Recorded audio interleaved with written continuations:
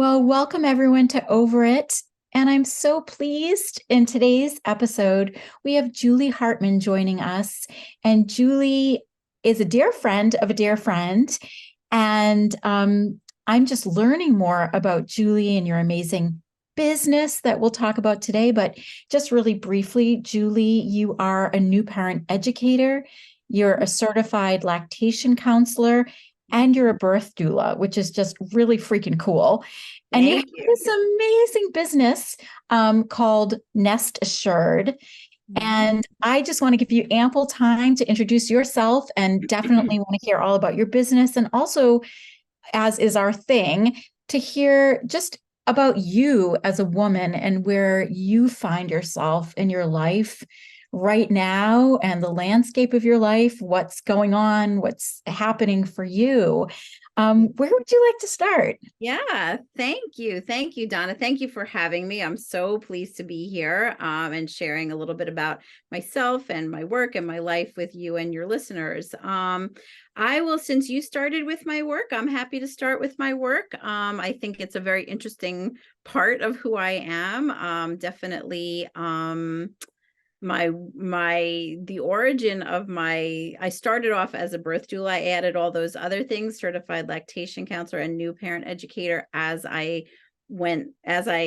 became more seasoned as a birth doula. I think I started to see that there were other components of support that I could be, that I could provide for women and birthing families that would be as helpful as being there for them during their births. But I would say I probably became a birth doula because of my own birth experiences. I have three children. They're all grown up now, 30, 27, and 24.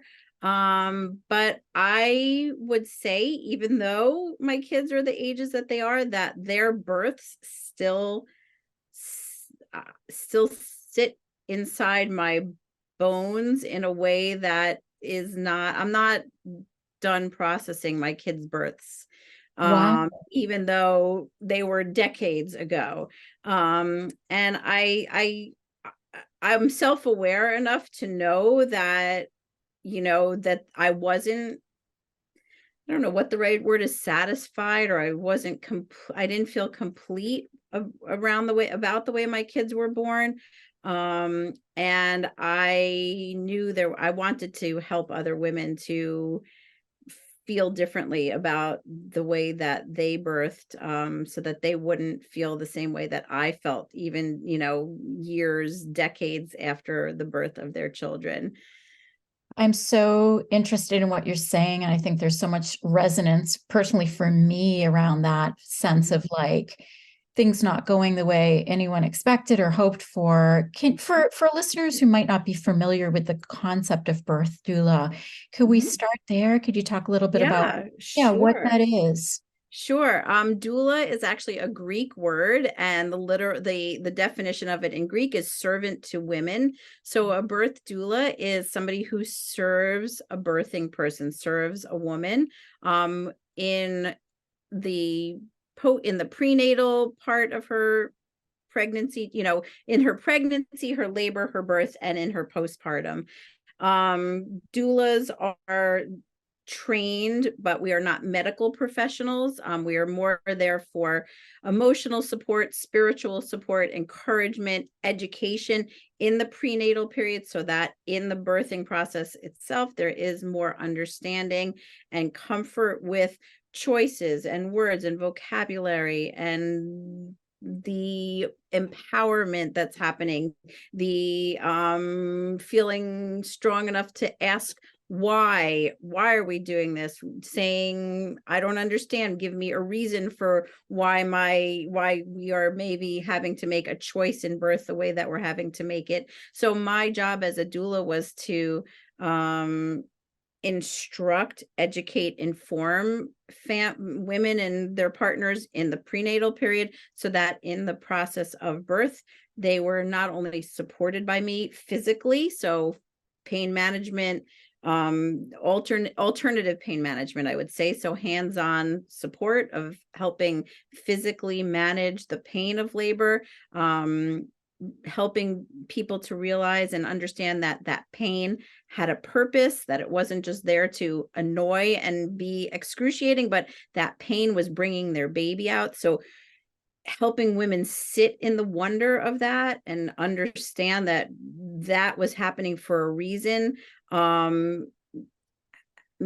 Helping people to manage the idea of pain, and me helping them try to tolerate being in pain. So that was sort of my mandate as a doula. Most all doulas have that mandate. We are not medically trained, but I would say probably 95% of doulas could birth a baby themselves because of all that we obviously learn by osmosis by being present at so many births. Yeah, I mean, so yeah, that's what a doula, that's sort of the definition of a doula. That's how I presented myself to families that invited me into their birth. It was obviously a very special invitation. It was my job. I was being hired by them, but I always took it very personally. I always felt very complimented that people trusted me enough to invite me into this super intimate, special, maybe once, maybe twice, maybe 3 times in a life scenario. And here I was with them at this very intimate and vulnerable moment.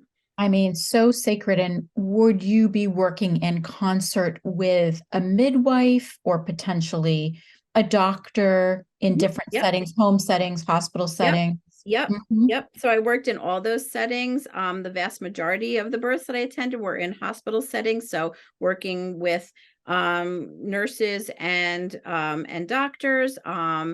Actually, most practices now have a midwife. Most OB practices have a midwife now, Right. or many do. That's part of like sort of the new offerings, or the new, the new idea, that understanding that midwifery support is a different model than obstetrical support, and a lot of women are opting for it. It's more hands-on, it feels a little bit more ancient. I think it feels a little bit more primal. And I think women are connecting to that now. So I worked with midwives and doctors who are the medically trained professionals. And in birth centers, in hospitals. I also worked with midwives in home birth scenarios, which were absolutely fascinating and amazing. So yep, I did it all. And I'm wondering, did it always feel like if there was a midwife present as well, that the roles were clearly delineated as the doula? Are those roles clearly delineated? Is the midwife really, or is there some overlap as well in terms of what you're doing? Because I imagine part of what you might be doing is being an advocate, perhaps on the part of the parent or parents, if they're in a hospital setting or a setting where there might be a lot of information and choices flowing their way, and you have some idea of maybe what they hoped their birth plan might be. Mhm. So I'm just wondering, like, about that piece between you and a midwife present, who's doing what? Absolutely. So that's a great question. There is definitely a demarcation in the roles that a doula plays versus a midwife. Again, a midwife has years and years and years of medical training. They also have that sort of emotional support component, but I would submit that if there is a doula present at a birth, the midwife really does take on, does service the family, the birthing person and partner, more in the medical way, and leave the emotional support to the doula. um Mm. that being said, midwives also can't help themselves. They are usually very generous of heart and spirit, and so they also approach birth very, very differently than an obstetrician does. And so, like I said, they can't really help themselves but to be, generous and giving and kind and supportive, and like just have a very different vocabulary than obstetricians generally do. I'm not disparaging obstetricians. I have many obstetrician colleagues that are extraordinarily empathetic. Um, but I would say if there's a doula present, that it in the labor and delivery room, that job is the doula's, because I really, there's also yeah. that connection between the family and the doula. If the doula has done her work well before, there's a lot of trust, a lot of bonding, there's a lot of understanding of, triggers, and all the other things that would have been part of the prenatal work that the doula would have done with the family to be able to support them, hold space for them in this really vulnerable moment in their lives. Yeah, I was just thinking I could have really used you. So Um, I could have used me, Donna. I wish I knew me. really, I wish I I knew me back know. then. My births would have been very different, I'm sure of it. Which, So different. I mean, yeah. I'm just thinking because I had a midwife. I was using a midwifery program at the time that was affiliated with my local hospital. And so I had a midwife, but I went into preterm labor. And Mhm. so when I got transferred to a hospital with a neonatal unit, my Mhm. midwife couldn't go with me because she didn't have privileges at that hospital.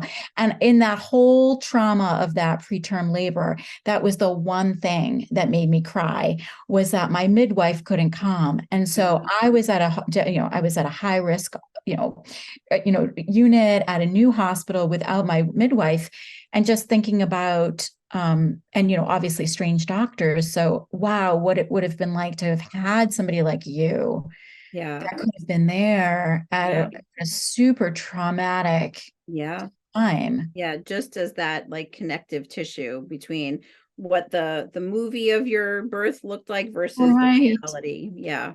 Right. I mean, so you've alluded a couple times to your birth experiences certainly not being what you had hoped for. And I don't know if there's anything more you want to share about that, or suffice to say that that was one of the great inspirations for you to become a doula. Yeah, I'm very happy to talk about my birth experiences. I have three children, as I mentioned. My first, my daughter was, I knew literally nothing, zero. I knew nothing. I did know, I mean, that's not true. Think I did take a Lamaze class, which was very modish back in the day. It still exists, Lamaze, but I knew nothing. I was the first of my friends. I was the first. My sister, one of my sisters had had two children by then, but she lived on the West Coast. We didn't have like babies were not part of what I knew about in life. And so like I went in being as green could be, I guess, and I did have a vaginal birth with my daughter, but something about the what was happening, I cannot remember.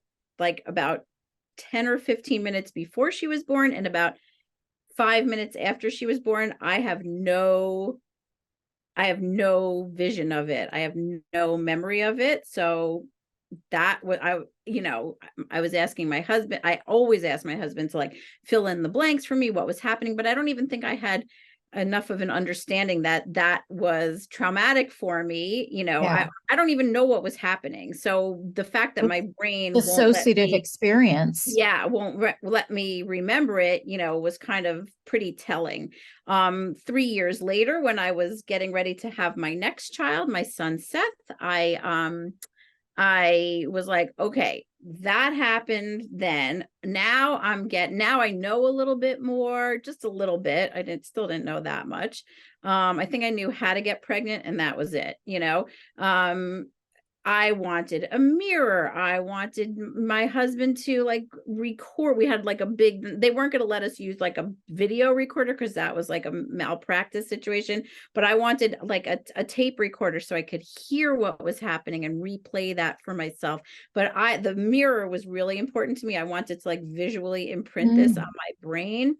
Um, and I ended up having an emergency C-section Oh, wow. with full anesthesia. So it wasn't even local anesthesia that I was awake for to see, to see my baby emerge out of my body. I was out, and my baby came to me, an hour and a half later. I was 2 for 2. Like, that was traumatic, really, for me. My third child, 3 years later, here I am again. I planned an induction because I had 2 children, and I was like, I need to know when this baby is coming. That was a mistake for my body. And he ended up being not an emergency C-section, but a C-section. And there I was again, sort of disappointed with how things had transpired. So, I don't think women give enough weight to how traumatic births, or how traumatic birth can be. It is joyous, it is wonderful, it is wanted, it is natural, but there are parts of birth that are really tough for the brain to understand and live with. Maybe in your work you see that. I don't think I understood that as a younger woman. But as I had each subsequent birth, that was becoming more and more clear to me. And I just felt kind of crappy about the way my kids were born. They were healthy, we were bonded, all of that was easy to like explain and understand, but something bothered me for years. I couldn't quiet that voice inside my body about how my kids were born. And so when Will, my youngest, was old enough to kind of, I felt like it was maybe time for me I was a stay-at-home mom. And when he was old enough, and when my oldest, my daughter Allie, was also old enough to like kind of be looking after her brothers, when I was at school or away, I started doing research, and I had never heard of doula. I had never heard of it. And I started researching what, what becoming a doula would look like. I did that work, I did that training. I did my certification births, which I had to do 10 births to be certified as a certified birth doula, which was that was a challenge because you can't just like knock on someone's door and say, may I come Can I in be at your birth? and your Right. birth? Yeah, so that was definitely challenging. But but I really, I really like started to feel like I was making sense of things for myself. And I was really sure that I had landed in the right spot, because I really knew that I could help other women to not live with the feeling of sort of bothered. I don't know what the right word was. It just felt like my births were not complete. They weren't satisfying. I didn't feel proud of the way my body had birthed my babies. I was mad. And the more I learned about how I should have and could have birthed my babies had I but known, the more annoyed I actually like I was really mad. I was really mad that my doctors didn't support me. They allowed me to be sort of uneducated. I just felt really like not properly treated as a woman, as a patient, as a client, as a you know as a partner in this birthing process. I just felt kind of duped. And I was determined to help whoever would let me help them not to have this kind of crappy feeling for years and years and years, and what's now decades later. Over It is proudly sponsored by the Couples Center of the Pioneer Valley, offering specialized services to couples and individuals with relationship issues and concerns. Check them out on the web at pioneervalleycouplestherapy.com or call them at 413-570-0067. What I really love about like the business that you've created, which, obviously has multi facets now in terms of lactation and all kinds of things. You even work with, you work with new parents. You also help, sort of like prep new parents in terms of grandparents' role and how to set Yep. boundaries and how to set expectations with new grandparents. And there's so many different facets of what you're doing. And I feel like it really does fulfill something that feels really missing in today's society, Yeah. where we're all so isolated from one another. And sometimes our extended families are across the country, and many times new parents are completely on their own. Yep. And no matter how well resourced we are, there's nothing like a new baby to like throw you upside down in terms of what you feel Totally. capable and competent around. Yeah. So, do you want to talk just a little bit about, some of the things that make your work and your business sort of special? Yeah, thanks. That's a really, you make a really great point. I think, in modern society, we're so trained to value independence and doing things on our own, and the snapback culture is what we are all, striving for, and that's just not what new parenthood is about. Can we just Pregnancy, say that again? You said the snapback culture, the snapback, snapback like culture. you're supposed to snap back into your pre-birth body. You're supposed to snap Oh back yeah. into your pre-baby relationship. You're supposed to snap back into work. You're supposed to, right? Yep, exactly. You got it. You got it. And if you don't, and it's all supposed to happen by the time you get to that 6-week postpartum checkup, because, obviously you're supposed to want to go back to your CrossFit class while you're still bleeding vaginally, and you're supposed to want to have tons and tons of sex with your husband or partner because they said you could. And, you're supposed to, have shed all that, the baby was 9 pounds. Why am I, where's, why am I not, why is my weight still up 30 pounds? Yeah. All of these things are what we expect and anticipate. And we expect and anticipate to do this all by ourselves. And that is absolutely the opposite of what your maternal brain needs. You need community, you need support, you need to be taken care of, you need to be nurtured, and you need to give yourself time and grace. And those are not things that we value in modern society. That's seen as needy, that's seen as, less than. And in new parenthood and new motherhood, it's vital.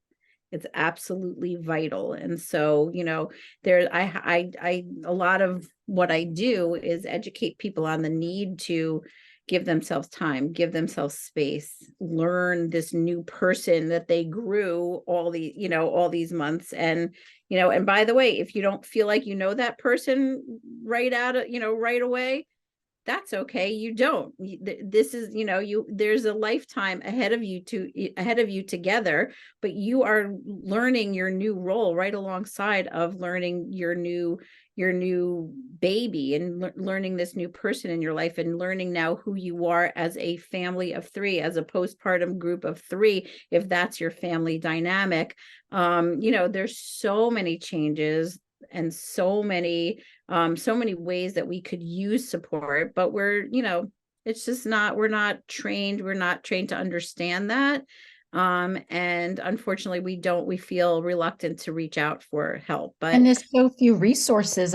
For most people, our society is not really structured in the way some other societies yeah, are, countries yeah, are, to really exactly, support new that's parents and on any level. that's so many right? of us don't have the option. It's like, I got to push this baby out and hit the ground running and get back to work, or my Yep, partner's got to get back to work. That's not an yep, option. Like, I'm going to be yep, here with this baby, or I've got yep, to put this baby in daycare ASAP. And yep. it really is a setup for psychiatric issues and, just stress, Disappointment, failure and disappointment. disappointment. Yep, Right. yep.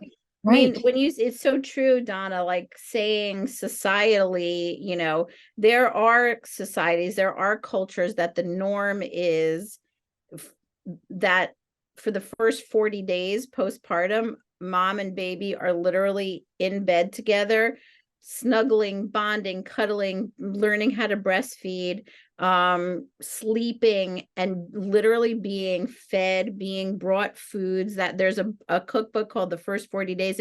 It's very culturally appropriate in Southeast Asian cultures, that the new mother is just in bed with her baby, and everybody else, the whole village, takes care of her, takes care Wow. of her needs, takes care of her other children if she has them, cooks and cleans and provides for the family, so that the mother and the baby can just do their thing laying in bed together, and not moving. But that's not true of our culture. And so it's just a breeding ground for disappointment, and you know just feeling insecure and anxious, and all the things that are so much a part of, unfortunately, so many people's lives. So How do you feel now in terms of, you took some experiences in your life that were really maddening and saddening and use that as inspiration to create something where you can be of service to others? How do you feel about all of that now? oh, I feel really good about it. And I loved when I was, so I no longer do birth in person. I no longer support births in person. Instead, now I've kind of transitioned my work to doing group work with people. So I have Mm. prenatal support groups and postpartum support groups. And I did that for a personal lifestyle choice for myself and my family. It was being a doula is very demanding. It's obviously the nature of it is 24/7. I was out of my bed at 3 o'clock in the morning more than I was in my bed. I could be away from home for 24 to 36 hours without Right. any notice. I wasn't hydrating, I wasn't feeding myself right, I certainly wasn't getting the important sleep that I needed. It was very physically demanding, holding up a fully pregnant woman who, and I'm pretty short, I'm only like 5'4", so most women are taller than me, so I'm holding up, bearing the body weight of somebody who's bigger and fully pregnant for hours and hours and hours. It was physically demanding on my body.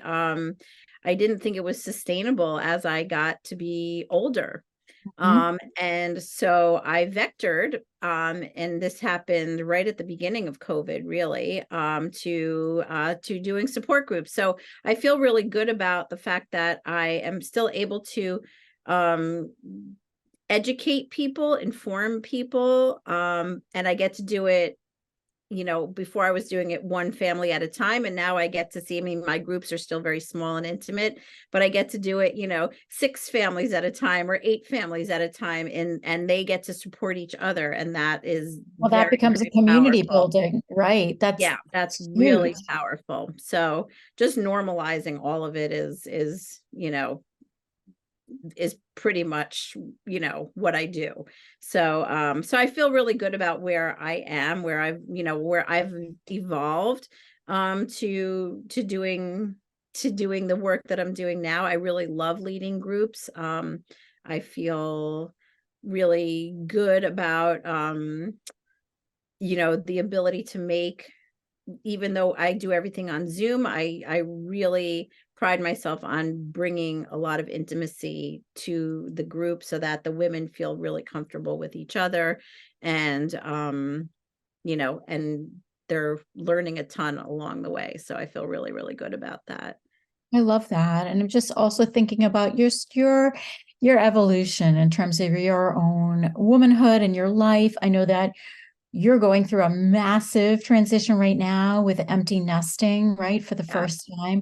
They're all gone. They came Yep.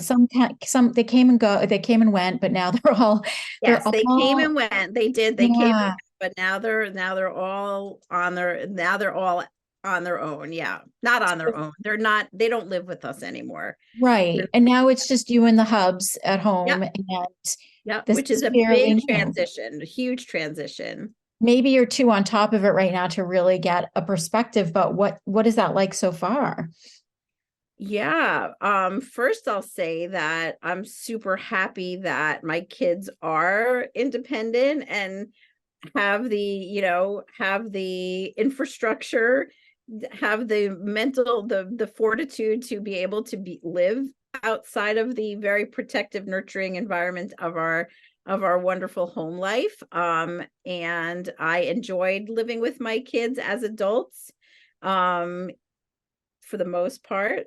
And change for me is very hard. So I anticipate change with a lot of trepidation. Once it happens, I'm fine, but anticipating it, I think it's probably the same for most people is is challenging. So, I hear myself speaking to um you know families on the cusp of this huge major change in their lives, and I'm like, I should really be saying that to myself. I should write these things down so I can like have that on my bathroom mirror, what I just said to a family that's like just about to have a baby and change, have this major giant change in their life. I should be talking to myself in the same way. But I mean, look, we're excited about our kids, about our kids' lives, and they like us, so they come back, they come back to hang out with us, which is nice. And I think it's exactly where we should be. I love my children. I love having them around, but they should be living independently, and I'm really glad that they are. So whatever feelings I have of, whatever kind of holes or, I'm feeling in my body right now are, I know, temporary, and I know just, because I love them. They're, my favorite people to hang out with. I find my children very interesting. They're very smart. They're very funny. They're very informed. They teach me so much. So like, I like being around interesting people. So the fact that they are not under my roof anymore, that's, that is what it is, but they are where they're supposed to be. And so that as a parent, what else could I ask for? So I'll deal with myself. David and I we're also like super excited to have, our autonomy. But yeah, it's definitely a change. And it is what it is. It is I what it think is, I would say. if you're enjoying Over It, make sure you follow us on Spotify, Amazon Music, or Apple Music. An interesting, sort of development also usually at this time in our lives of we may be launching children, but we also may be caring for elderly or frail relatives. We may be going through loss. And I know that for you in your life, Yeah, there's a lot. There's a yeah, lot yeah. going on. Yeah. So again, lots of change, lots of change. I recently lost my father-in-law and my aunt in the last couple of weeks. So that's very raw and tender still. So, having my youngest child move out, right on the heels of losing these elders in my family feels like there's just stuff is moving, like, we are in motion, things are in motion, and that's not always comfortable for me. I prefer to be, even though I'm a risk taker by nature, I still like to have I like to know where, like, I like to know where my feet are on the ground. And so I just do feel like a bit, like, woo, everything's kind of up in the air right now. But I know things are going to settle, and I know that when they do, I will have a soft place to land, and my husband will have a soft place to land. And I'm grateful for that actual really like strong foundation that I have, even though right now I'm a bit up in the air. Yeah. You said coming into this episode that you felt like this was the first day that you were sort of breathing again and kind of just finding yourself back in your body after all this loss and trauma that was going on within the family. And also in the vein of this podcast being over it and just thinking about, I think it's so easy. We get to a certain point in life, hopefully, and we feel like, well, we've always been here and we've always felt maybe secure in the ways we feel secure. It's easy to lose sight of, what we have transcended, what we've gotten over, how we've gotten over it. What in the best of ways are you over? Like things that you won't put yourself through anymore, or just things that you don't attract to yourself anymore. Or what are you over? Yeah, I love that. I love the name of your podcast. I think yeah, it really resonates with me, being over things. And I think I've always been somebody who's like comfortable in my own skin. I usually do say what I'm feeling. I don't keep things in. I'm confident enough to say what I feel like I need to say, but I would say I am over I am over people misrepresenting me. I would say that has been something that has come up recently. I think I because of my nature, I think because of my personality, I think people sometimes use me as a scapegoat, and I am fucking over that. I don't know Yeah. if you have to edit out my Yes. cursing, but You I'm could over say, being people's scapegoat. And I don't let it happen anymore. I speak up for myself. And I think that is something that I have, that's a skill that I haven't, I think it's always been inside me, but I don't always think I for sure haven't felt comfortable speaking up for myself when I've been scapegoated for something. And I really do now. what changed for you? What do you It's a think clicked very you new into that feeling. I gear? don't know. People always said to me, I think as I turned 40 and as I turned 50, people are like, don't you feel more comfortable in your skin now? And I'm like, no, I have felt comfortable in my skin forever. And now my skin is just wrinkly, Mm. So but this thing that I'm tapping into now, that I'm feeling, I think has come from a long, like a decent history of people taking advantage of my good nature, I think. Mhm. And now I feel like I have the fortitude to push back on it, and to speak up for myself, and to not just take all the blame for other people's shit. So that is, I'm really proud of myself. And for that, at age 58, I feel I have finally gotten over it. I have I finally love gotten that. over being a scapegoat for other people's stuff. I So, always think, well, amen. And I always think that that has something to do with we get to a place where we truly are willing to disappoint people mhm. by Yeah, speaking the truth, by yeah, advocating for ourselves. yeah, Like nobody wants to disappoint anyone, but when you get to the point where you're like, but I'm willing to, yeah, I'm willing to if it means I have my own yeah, back, and I stay in alignment with myself. But yeah. that's like a big stretch. Like I mean, I think I get what you're saying. Like one, you could feel like I overall feel pretty good in my skin, but we all have these little shadow places still where we're Mhm. accepting something less than what we think we are worth or we Yeah, deserve.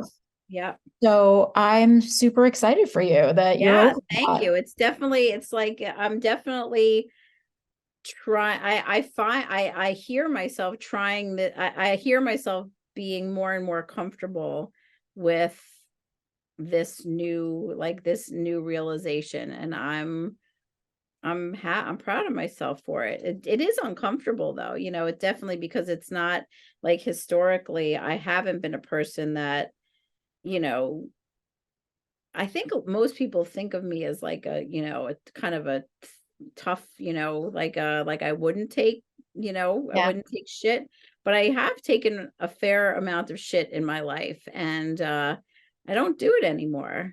I really stand up for myself, or I speak up for myself. I don't have to stand up for myself, but I speak up for myself. Right. And Right. and not only that, I speak up for other people that I feel are being marginalized or used or abused. And I do feel more comfortable expressing maybe an unpopular opinion There you go. in a Yep. way that I didn't used to. So there's definite growth, and I'm here to say that you can grow forever, I hope, and even, getting to be 58, there's still change, and there's still learning to be done. And I have to say, like, I learned so much from my kids, and I really appreciate that they want to teach me things. And I really appreciate the perspective of their youth, which sometimes, get just really, I find really enlightening. And because they haven't lived the same life I have. Were, they grew up in a very different time than I grew up in, and they have a very different perspective. And I appreciate learning from them, and I always do. How I do you always feel about getting older? I don't like it. What don't you I'm like? not I I'm don't want not to a make any fan of it. I'm assumptions. actually it's not I'm actually pretty terrified of getting older, I Hmm. have to say. I'm pretty scared of it, from a again, because I think I've always been pretty comfortable in my skin. So it's that I haven't grown into as a maturing woman. Um, but I'm pretty, I guess, and maybe just because I've had these recent deaths in my family, and we are caring for our aging parents, and I see, luckily my mother turned 90 the other day, which is Wow. like incredible. And she's an incredibly healthy 90. She's had a tough year. The last year, there's been, prior to a year ago, the last hospitalization she had was my birth. No way. Yeah, amazing, amazing. Amazing. When the doctor asked her when her last hospitalization, she pointed to me, and the doctor was like, is this woman, like, has she like gone around the bend? And I was like, no, that's actually true. That was her last Amazing. hospitalization. So I have her as an amazing role model. But I've also, my dad died at 78. My father-in-law, who just passed, had been suffering with health issues for a while. All my friends are, if we're lucky enough to still have parents at our age, they're old. And I'm not dealing with that very well. I'm afraid of what I see coming. Um, and I think that if you're lucky, you escape it for longer, but I don't think anybody escapes it forever. So I Right. have to say that I'm not psyched about it. And Mm, people say to me, well, what's the alternative? I'm like, well, that's dramatic. Like, it's not, there's a lot between like being healthy and death. There's a lot of right. like area in there, There really is. I just yeah, appreciate that you're putting it out there in a real way and saying, like, there's a part of me that's really terrified. And I how do you, am. I'm really afraid yeah. of it. And how do you mitigate that? I mean, like, not that, like, we're not here to push it back under the rug, but like, how do you live with that and be present? Yeah. I hang out with John and Andrea.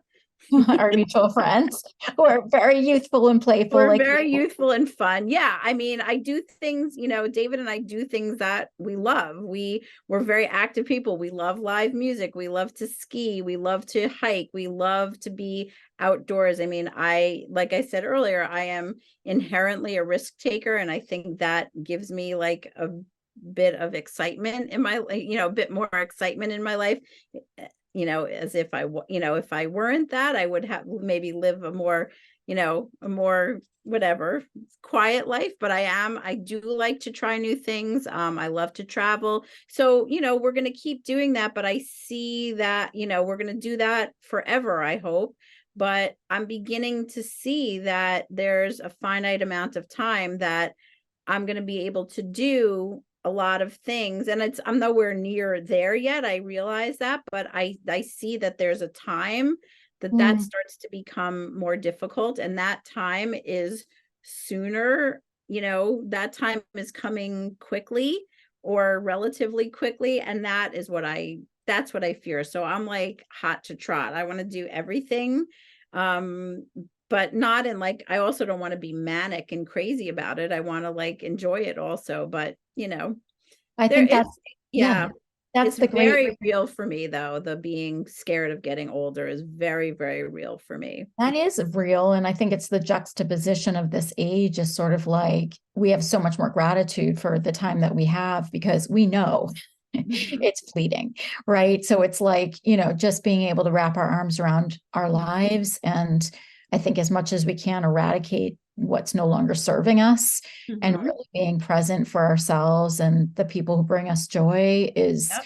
just essential, right, at Yep. this age, because we can't have any illusions about it lasting forever. Yeah. So it's just, a time of reckoning and Yeah. sitting both the duality of I'm here, let's do this, and oh my gosh, I don't have forever, and that's Yeah. real. Yeah. Yeah. That duality is really sobering for me, I would say. But it's also like that duality, it's like a concept I come back to time and time again, in when I speak to birth, the people that I work with. And I think that's another reason why I love my job so much, is I get to hang out with people in their 20s and 30s.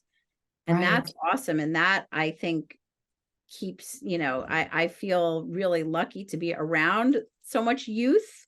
I think that keeps me, plus a little bit of immaturity in there too. I like that. If I embrace my immaturity. But that the concept of duality, like there's this approach. I don't meditate, although I really want to and should, but there's a form of meditation called strong back, soft belly. Mm. And that has that combination. And I talk about that a lot in birthing and in parenting, and in the, just how understanding that two things can exist at the same time and be as important as the other thing at the same time in getting you, the goal that you're looking for and accomplishing what you want to accomplish. And so and like I practice yoga, and I think yoga in Sanskrit literally means the union of duality. I think that's the actual translation of the word. So I do appreciate that two things can be true at the same time. And I try to embrace it in my life, but I will say I do, that's something I for sure struggle with, but it's definitely goals. I would say goals are to have that strong back, soft belly, like, accept all of it and be graceful, be flexible, but also be, have your feet under you. I Um, just really love it. As soon as you said like strong back, soft belly, I found myself doing that, like just noticing my yeah, back being strong, but then also noticing my stomach yeah, soft, which, yeah. we're never as women encouraged to like let your stomach Let just your be belly just soft. be. Just let it be. Just let it hang. Let it do its little muffin top thing. Yeah, let it do its jiggly, let it do its jiggly thing. Yeah, like let's let that part be soft and Mhm. focus on that back being strong. I mean, Yeah, I just yeah, really love that and can feel that difference in my body just playing yeah, with that. yeah, yeah. It does. It gives you a different like foundation. Yeah. I think it's so that idea, that concept is so transmutable. You can use that in so many, it's applicable in so many ways, I think. I So love that. I mean, every time I speak to a woman for this podcast, I'm just blown away by the wisdom and the generosity and the softness and mhm, also the strength mhm, of women at this age. Yeah. And there's just something to me that is just so beautiful Yeah. about women in their certainly their 50s and their 60s and 70 and beyond. I mean, just like you get to this point, I think, where you hopefully start to recognize your own beauty and certainly to honor the beauty, inner and outer beauty of women Hmm. your age and Yeah. older in a brand new like appreciation way. Yeah. I do. I appreciate it. I think, again, because of my work, because I work with groups of younger women, I love that. And also, I love to be with groups of women my age because, it's also relatable. We are all, I do feel that that especially as we get older, that the need for sisterhood is so much more important, so much more. I mean, my body, I always have longed for it, but now I find it so much more. I need to be with my friends and my sisters and my, other important female people in my life, of all ages, and like I said, because of my work, I do feel lucky enough to be with women in all different ages and stages of their lives that are different from mine. So I appreciate that a lot about the work that I get to do. I love that. And I hear so many women our age saying, like, whether it's because we're finished child rearing or whatever it is, like, wow, like I'm just craving more and more time with my female friends. Like, that's just Mhm. filling my cup so much. And I also love that you said that you really embrace your immaturity. I love that. Yeah, I Like, do. you don't have I to be so I I serious. I wave that flag. I do not hide that I love a good fart joke like nobody else, like that, whatever, like that's funny to me, whatever, and other things that would be Right. considered, sure, but it's who I am. Well, And I you're fun. recognize it and I don't shy away from it. So I have definitely bumped into the two of you just having a good old time at a concert and dancing your butts off and just yeah, living it up, just yeah, absolutely living it up, laughing yeah, your heads off, you know, yeah, yeah. just love bumping into you and, hoping we can try to figure out something a little bit more strategic for Yes, bumping into one exactly. another We this will. winter. We But yeah, definitely will. We definitely will. But it's interesting. Like I know from my work that women who are in labor, there's like a very understood concept that laboring women don't like to be observed or judged. mm, And that's why I try to help women to understand that they should stay at home in the very safe space of their home for as long as they feel safe and secure there, before they go to the hospital, because if they're giving birth in a hospital, because once they get there, they will care about what other people are thinking of how they are laboring or the sounds that they're making or their need to be on their hands and knees on the ground. Whereas at home, you're happy to be, on the ground. You're happy to be, mooing away or whatever, whatever primal noise comes out of a laboring woman's body, in order to help her manage the contractions, manage the pain. All of it has a reason in birth. Vocalizing has a reason. It sends vibrations through your body, which is soothing to you, which helps to shimmy your baby out of the tight space of the birth canal. It's all for a reason. But I don't think, I know that most people won't do that once they get to the hospital setting. They will stuff that down, they will suppress that, and they are gypping themselves of a very important primal need to express and to make noise and to move how their body feels like moving. And so maybe I'm not being immature. Maybe I'm just being a primal woman and, well, there you go. I so letting believe myself it's sing and dance and whatever I want to do. It's And so important for women throughout their lifespan to really understand the power of the voice, right? Not just for speaking, but like if you want to like groan or moan or scream to move energy, Mhm. or laugh and cackle, like whatever that is, that Yeah. is so essential for moving energy, for birthing our Yeah. creative visions, for birthing our emotions, like, like get loud, and do it often, Yep. notice the constriction in your throat, notice, Yep. the ways that you dim your voice. And like, even if you have to do it at home, do it, in your, whatever, your closet, whatever, you don't want to freak people out, but try using your voice to move some of Yep. that stuff, Yep. that Yep. gunk, right? Yeah. Absolutely. I mean, there's a reason why people will only sing in the shower or, whatever. Yeah. It's sort of that same concept, right? They have a lot inside and they only feel comfortable doing it where nobody else is looking. And I Uh, think it's shedding those skins as we get older as women that is so empowering. It's like getting to the point where like, I don't give a fuck. Like, you know what? I'm tired of caring what other people think. I'm tired about caring that I'm being observed, that I might be being judged. Like, I don't care, or I'm aspirationally trying not to care. Like I'm practicing not caring wherever you are in mhm. that journey of getting over that. Like I just like Yep. let's amplify that.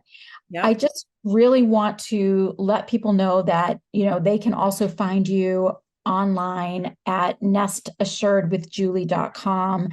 I just love everything that you're doing. And we didn't even get to like a half of it, like everything from nest assured to breast assured to rest assured. I mean, you're doing like amazing work in the world, and I want people to know about it. And Thank I you. just want to say thank you so much in taking the risk of being on Over It today, like just like being your open self and letting me in and letting our listeners in, and just like you're just such a wonderful woman, Julie, and I'm just so glad you were up for doing this. I sure am. And Donna, thank you for providing the space to let me use my voice, and maybe somebody will hear my message and feel inspired by it. I hope so. And thank you for giving all the people that you have given this platform to do the same. Really, really appreciate it. And I really want to get to know you better. So I really appreciate that we had some time together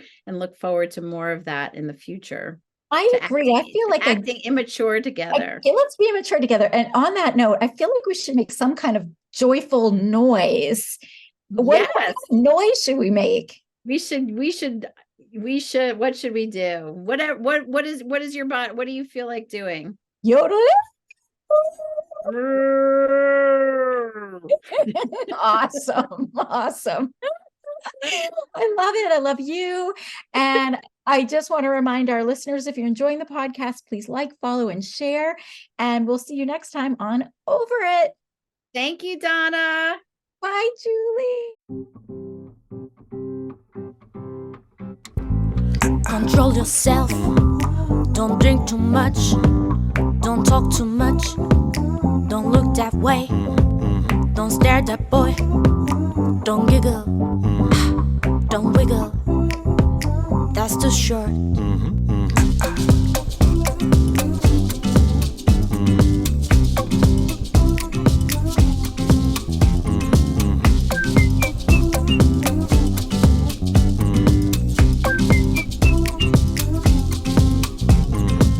No one can shackle me. No, no, no.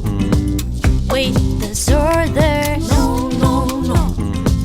No, I won't give up. No, no, no. No way.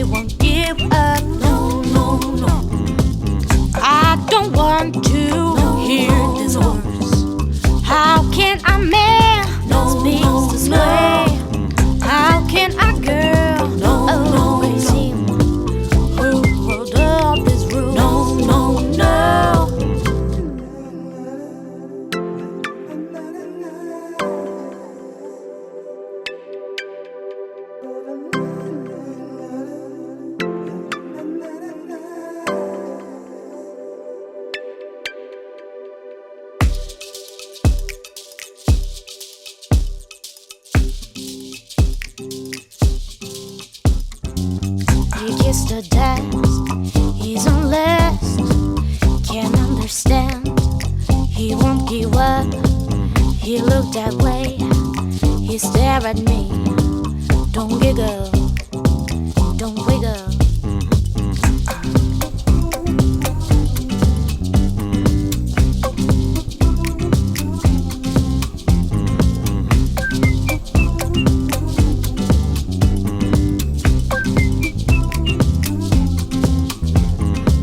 No one can shackle me.